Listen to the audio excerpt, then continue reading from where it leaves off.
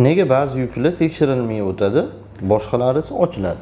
Tekshirilmay o'tishidan sabab tamojnaga, bojxonaga olib kelinganda, bojxonada ba'zi bir yuklarni kodi bo'yicha, TNVT kodi bo'yicha qizil, sariq, yashil koridor degan nimasi bor, termini bor. O'sha qizilga tushib qolsa, u yuklarni chegarada ochishadi, bittalab tekshirib turib, o'sha ishonch hosil qilgandan keyin bojxona organi keyin bizga qo'yib yuboradi.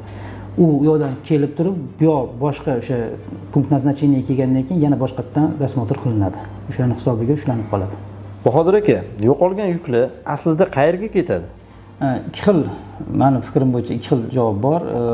Biri o'sha haligi o'g'rilik, o'sha yuk tashilayotganda грузчиlar, o'sha nimalar chegarada o'g'rilik bo'lishi mumkin. Ikkinchisi adashib boshqa направлениядagi yuklarni jo'natib yuborishligi mumkin. O'shanda ham yo'qoladi yuk. Boshqa направленияda ketadi, o'rniga u направлениyaning yuki bu yoqqa kelib qoladi.